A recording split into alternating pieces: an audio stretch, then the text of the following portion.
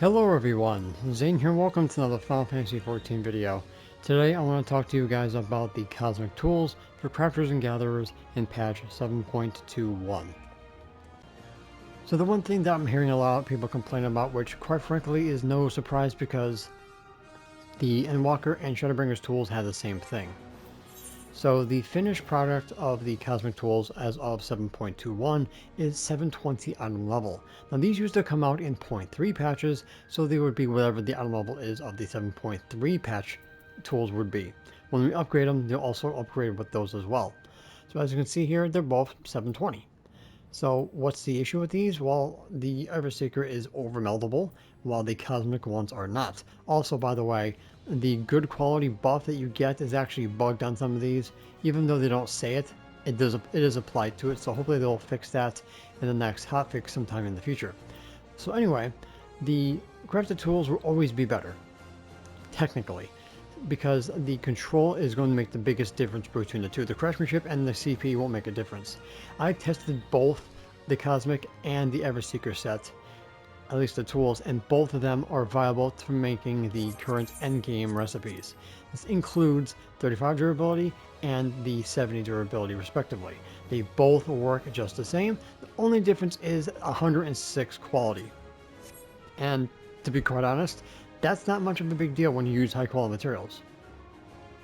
The problem with most people is they always want the best in slot when it comes to crafting and gathering, but it is not 100% needed because these recipes are meant for both crafters with scrip gear and fully pentamelded gear, so it doesn't really make a difference.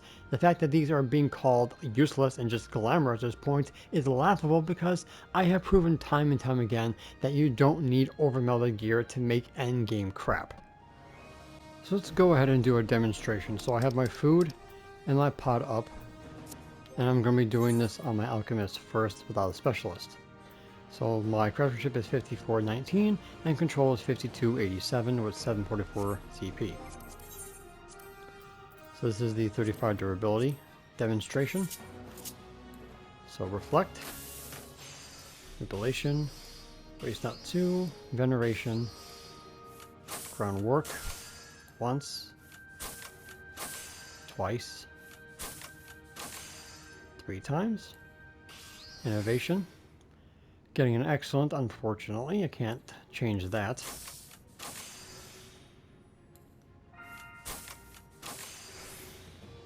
So do that until 8 stacks of inner quiet, master's mend, train perfection, innovation, prep touch, train finesse once, twice, 3 times, because my finisher does around 4,000, so we kind of want to be around the 8,000 mark. Yeah.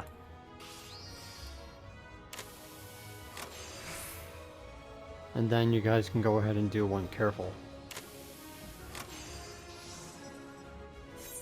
So basically that was a rotation with the crafted tool. Now if I go ahead and equip my relic and craft the 35 durability,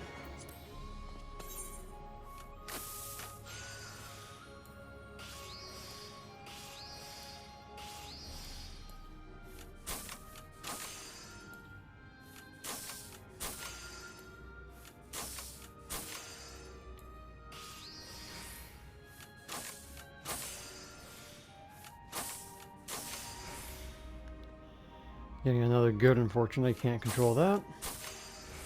So it's not going to be 100% accurate, but just to give you guys an idea.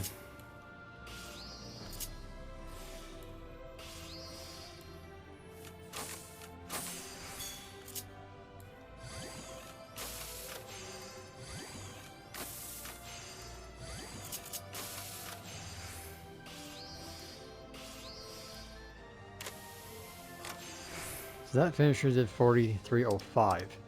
If you look at Beauregard's from before, Beauregard's hit for 4350. So it's about 45 quality less. Just to give you guys an idea. So let's try to do one more.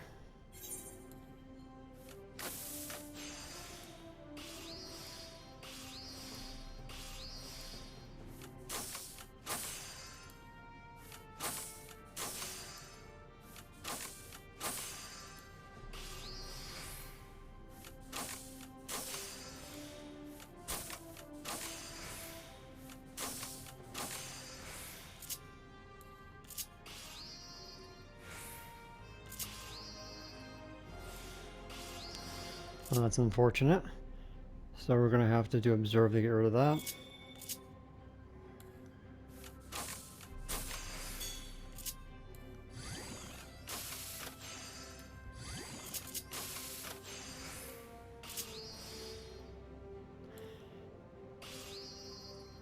So we're going to make this accurate.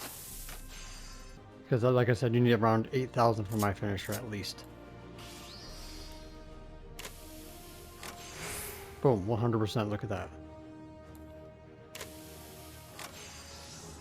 See?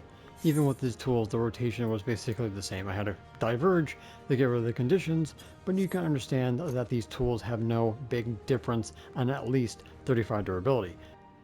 Now let's do the 70 durability. This is with the tool and no specialist. So muscle memory, manipulation, race not 2, veneration, foreground works.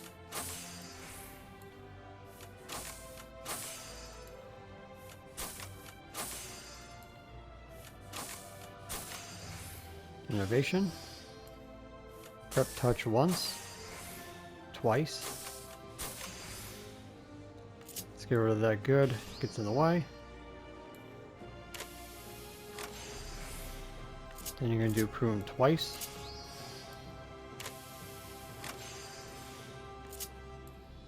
Train perfection.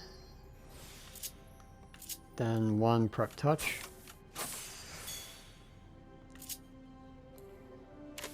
Two more prudence. If I didn't have to get rid of that good, I would have had innovation still up. And now we do train finesse 3 times.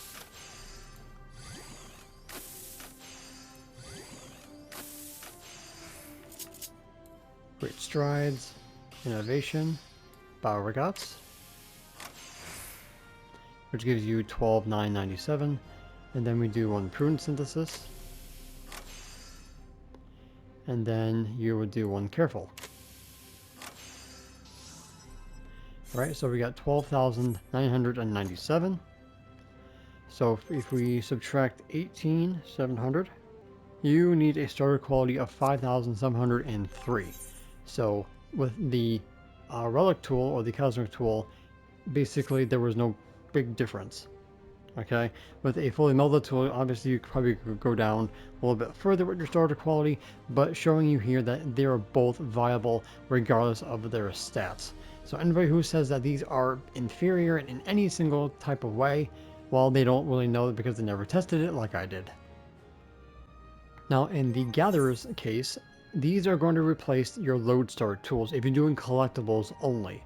If you're doing legendary nodes, I do recommend using your everseeker tool because you can hit all 3 characteristics to gather at maximum efficiency. But if you're doing collectibles, make sure you use your cosmic tool because it's going to give you a 100% on your intuition buff, which means that when you do scrutiny and then you do collector's focus with meticulous, it takes 2 shots to get it all the way up to 1,000, and then you guys can maximize whatever you're doing for collectibles, even if you pair it with Ageless Words or Solid Reason. So they both have their pros and cons. Cosmic for collectibles, everseeker for legendary. When it comes to crafting, either or. If you already have your everseeker set fully pentamelded, then you guys can go ahead and use this for glamour purposes. But if you're a first level 100 coming out of the gate, you can either use the 720 or you can work your way around and getting the 720 cosmic tool. Your choice. I honestly would go with the cosmic because if you're going to be getting materia, you can use the lunar credit bonus on the cosmic tools to get yourself grade 11 and 12, because these recipes here, well, at least for crafters, do not require any materials, and they do not require crystals, shards, and or clusters. So even if you fail these, it's no big deal. You can always just try again and try to get the highest rank, which you don't really need if you're trying to level up these tools. All you need to do is try to get at least bronze or silver and get your data, and then rinse and repeat. Gold is ultimately just for getting your achievement for all gold, and of course getting your cosmic lunar credits, which is going to be helpful for getting materia and other goodies and such like that. So it really does not matter which tools you use, it's just preference at this point. So anybody who says no, these are not good, basically are talking out of their backside. Okay, so I just kind of wanted to make a video talking about these tools and why they are worth getting, regardless of what all the professionals out there say that they're not really worth it. Alright guys, so that's pretty much going to be it for this video. Thank you guys so much for watching. Don't forget to check out my channel for more Final Fantasy 14 content, and I will see you guys in the next one. Now I have an S rank to go kill.